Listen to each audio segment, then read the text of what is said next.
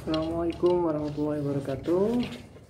Baik, kita akan lanjutkan materi kita selanjutnya, teknik-teknik dalam konseling, yaitu teknik systematic desensitization atau desensitisasi sistematis seperti itu. Nah, teknik ini dikembangkan oleh Joseph Wolf seperti itu. Teknik ini adalah teknik yang paling lazim digunakan untuk menangani kecemasan dan fobia yang dialami oleh konseli seperti itu. Oke, kita lanjutkan. Teknik desensitisasi sistematik adalah sebuah prosedur di mana konseli berulang kali mengingat, membayangkan, atau mengalami kejadian yang membangkitkan kecemasan, dan setelah itu menggunakan relaksasi untuk menekan kecemasan yang disebabkan oleh kejadian itu. Jadi teknik ini teknik yang dilaksanakan secara prosedur di mana konseli mengingat, membayangkan, kemudian mengalami kejadian yang membangkitkan kecemasan dan fobianya. Kemudian setelah itu kita gunakan teknik relaksasi untuk menurunkan kecemasan atau menekan kecemasan yang sedang dialami seperti itu. Oke, kita lanjutkan.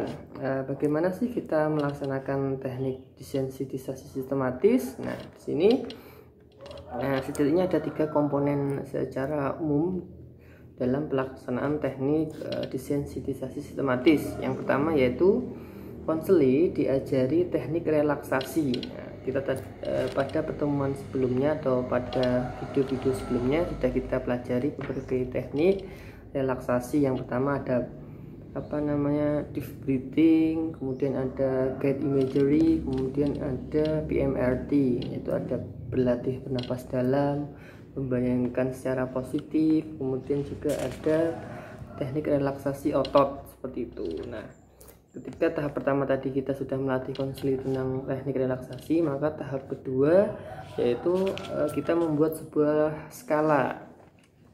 Skala ini berisi hierarki kecemasan yang sedang dialami oleh konseli. Misalkan konseli mengalami kecemasan berlebihan kepada hewan kucing, nanti kita buat skala. Misalkan skala paling dasar itu yaitu ketika mendengar kata kucing. Nah, kemudian skala selanjutnya yaitu melihat kucing. Kemudian ketika misalkan suara kucing. Nah, dan selanjutnya misalkan sampai yang tahap paling ekstrim atau paling tinggi yaitu memegang kucing. Nah, seperti itu. Jadi itu misalkan kita buat skala mengenai kecemasan seorang konseli. Kalau tadi kita contohkan kucing, ada tahapannya, kita pecah-pecah bagaimana kecemasan akan menimpa diri konseli. Nah, di sini kita bisa berdiskusi pada konseli, kira-kira bagaimana kecemasannya, seperti apa saja, misalkan dalam atau mengenai tadi fobia kucing atau kecemasan berlebihan pada hewan kucing. Lalu yang ketiga, kita memberikan stimuli yang membangkitkan kecemasan selama relaksasi. Nah, seperti itu. Jadi kita kasih stimuli. Misalkan tadi yang pertama kata kucing, maka kita sebutkan kata kucing berulang-ulang. Nah, ketika si konseli muncul yang namanya kecemasan, ketakutan, nah setelah itu kita minta konseli berlatih relaksasi tadi, apakah mengambil nafas dalam, relaksasi otot. Kadang kan kita ketika cemas pasti ada otot-otot tertentu yang tegang. Nah, di situ kita bisa latih relaksasi otot seperti itu. Nah, itu tadi setidaknya ada 3 komponen umum dalam teknik desensitisasi sistematis seperti itu. Nah, di sini hubungan konseling ketika menerapkan teknik ini, ya, konselor dan konseli perlu menemukan perilaku untuk memfokuskan intervensinya. Jadi kita fokus pada perilaku tertentu. Nah, tadi kalau kita ulas tadi yaitu mengenai fobia kucing seperti itu ya. Oke, kita lanjutkan. Nah, di sini kalau kita jabarkan lagi teknik-teknik ini, konselor memulai dengan identifikasi. Tadi identifikasi yang dimaksud kita bahas fobia apa yang ingin disembuhkan atau dikurangi.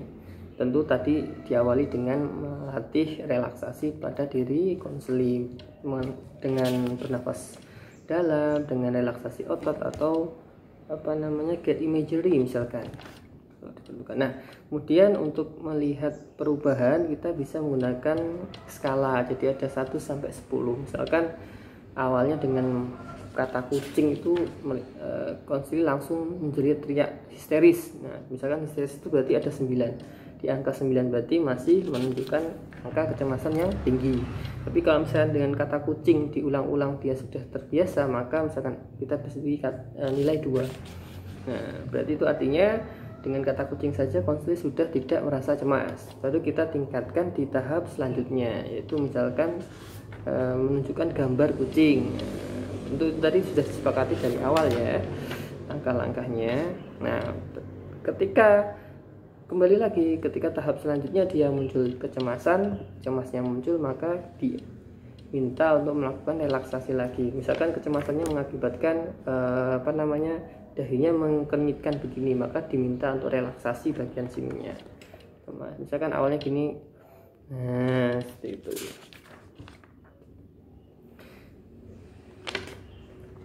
Nah, setelah ada tahapannya belajar, kemudian masuk tahap selanjutnya dalam kecemasannya, di sini juga konselor perlu adanya sebuah tindak lanjut. Jadi kita menyusun sebuah rencana dan menyodorkan berbagai skenario dan hierarki pada konseling. Ini loh hierarki yang akan kita tempuh. Ini kita bisa laksanakan dalam sesi konseling atau juga dalam sesi di rumah, yaitu penugasan, misalkan seperti itu. Nah, di sini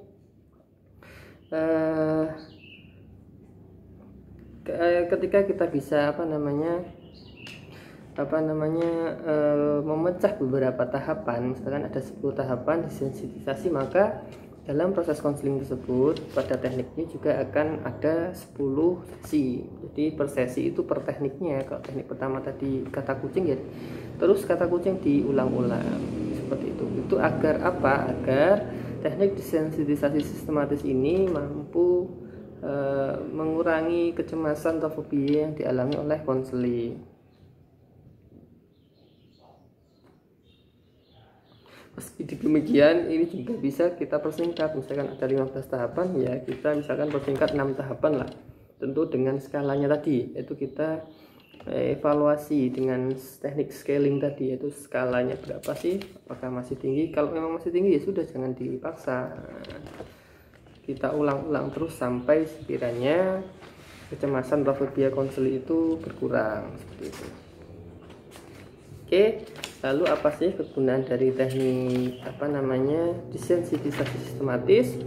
Nah, sudah dijelaskan bahwa teknik ini mampu menangani fobia secara spesifik. Nah, fobia ini misalkan berada di ketinggian, fobia pada hewan tertentu, fobia mengerjakan tugas, dan fobia lain yang seringkali muncul pada diri konseling, seperti itu. Itu saja penjelasan singkat mengenai teknik desensitisasi sistematis. Semoga materi ini bermanfaat. Akhir kata dari saya, wabillahi taufiq wal hidayah. Wassalamualaikum warahmatullahi wabarakatuh.